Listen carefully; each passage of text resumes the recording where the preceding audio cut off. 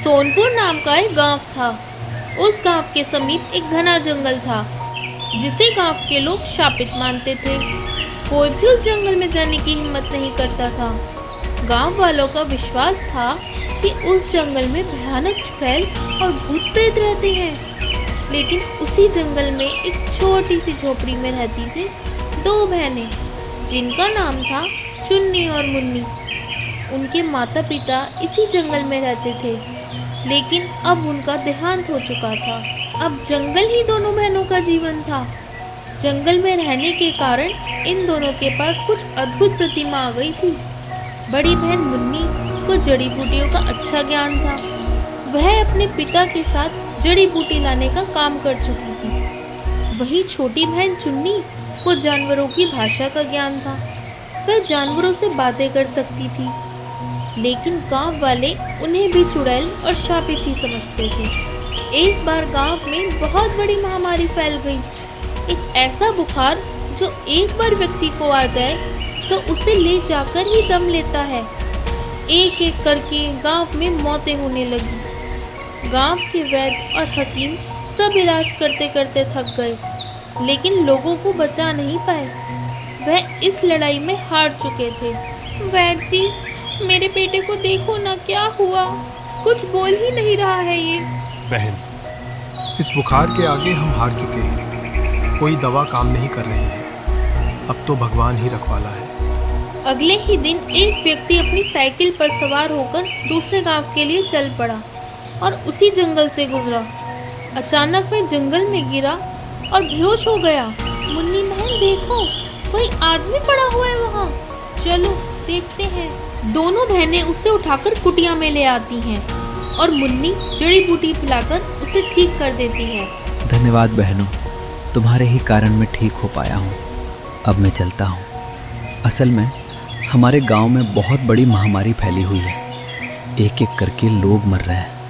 भाई, हम तो गांव वालों की मदद भी नहीं कर सकते, क्योंकि वे लोग हमें शापित समझते हैं और हमें गांव में घुसने भी नहीं देते। हाँ बहनों, ये तो है। यह कहकर वह चला जाता है। बहन मुन्नी, हमें गांव वालों की मदद करनी चाहिए। तुम अपनी जड़ी बूटियों के इलाज से सभी को ठीक कर सकती हो। नहीं नहीं, मैं उनकी कोई मदद नहीं करना चाहती। वे हमें चुड़ैल कहते हैं, शापित समझते हैं, हमें पत्थर मारते हैं। बहन, कोई नहीं, वो उनका स्वभाव है। क्या हम अपनी अच्छाई जो हमें अपने माता पिता से मिली है, वे हम छोड़ दें? लोग फल पाने के लिए वृक्ष को पत्थर मारते हैं, फिर भी वृक्ष फल देता है। चुन्नी के बहुत समझाने के बाद मुन्नी तैयार हो जाती है, लेकिन वह कहती है कि हमें कुछ जड़ी बूटियाँ और लानी होंगी। ये जड़ी बूटी बहुत दूर एक घने जंगल से गुजरते हुए नीलगिरी पर्वत के पास एक ऊंची पहाड़ी पर ही मिलती है, और उस पहाड़ी की रक्षा एक भालू करता है जो बड़ा भयानक है।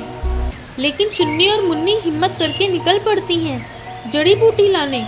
रास्ते में जंगल से गुजरते हुए बहुत से जंगली जानवर मिलते हैं, पर वे जंगल पार कर गईं और उस पहाड़ी के पास पहुंच ही गई। तभी वहां भालू आ गया। भालू भैया, हम दोनों यहाँ तुम्हारे घर और तुम्हारी संपत्ति को नुकसान पहुँचाने नहीं आए हैं। हम केवल यहाँ पर एक जड़ी लेने आए हैं ताकि बीमार गाँव वालों का इलाज हो सके। भैया, हमारी मदद करो और हमें रास्ता दे दो। उसकी नर्म बातें सुनकर भालू रास्ते से हट गया। दोनों बहनें पहाड़ी पर पहुंच गईं और बहुत सी जड़ी बूटी इकट्ठी कर ली। कुछ घंटे बाद दोनों नीचे आईं और भालू को धन्यवाद दिया, फिर अपने घर की ओर चल दी। अगले ही दिन जड़ी बूटी का झोला उठाए दोनों बहनें गांव की ओर चल दी। गांव में घुसते ही लोग उन्हें देखकर इधर उधर भागने लगे और घुसर फुसर करने लगे कि दोनों चुड़ैल गांव में क्यों आई हैं। अरे तुम दोनों यहाँ क्यों आई हो? क्या चाहिए तुम्हें? दादा, हमें कुछ नहीं चाहिए, हम तो आपकी मदद करने आए हैं। हमें तुम्हारी मदद नहीं चाहिए। तुम जाओ यहाँ से, लौट जाओ। तभी एक छोटा लड़का जो वही खड़ा था नीचे जमीन पर गिर जाता है और बेहोश हो जाता है। सभी खड़े लोग परेशान हो जाते हैं कि अब ये नहीं बचेगा। अगर तुम लोग इजाजत दे दो तो हम इसे बचा सकते हैं। तभी वही व्यक्ति आ जाता है जिसकी जान जंगल में इन्हीं बहनों ने बचाई थी। अरे प्रधान काका, ये कोई चुड़ैल नहीं है, बल्कि ये दोनों हमारी ही तरह हैं। मैं इन्हीं के कारण बच पाया था। अब मुन्नी उस बच्चे को दवा बनाकर पिलाती है। लोग हैरानी से खड़े देख रहे हैं। थोड़ी ही देर बाद बच्चा उठकर बैठ जाता है तो सभी खुश हो जाते हैं। अब वे मुन्नी को इलाज करने से नहीं रोकते। अब दोनों बहनों ने मिलकर जी जान लगाकर गांव वालों का इलाज किया। थोड़े ही दिनों में गांव से महामारी चली गई। सब लोग स्वस्थ हो गए। चुन्नी बेटा, अब तुम दोनों हमारे साथ यहाँ गांव में ही रहोगी। ठीक है काका, जैसा आप चाहें। अब मुन्नी और चुन्नी गांव में ही रहने लगी।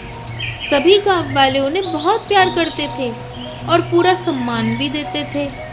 अब वह जंगल भी शापित नहीं रह गया था।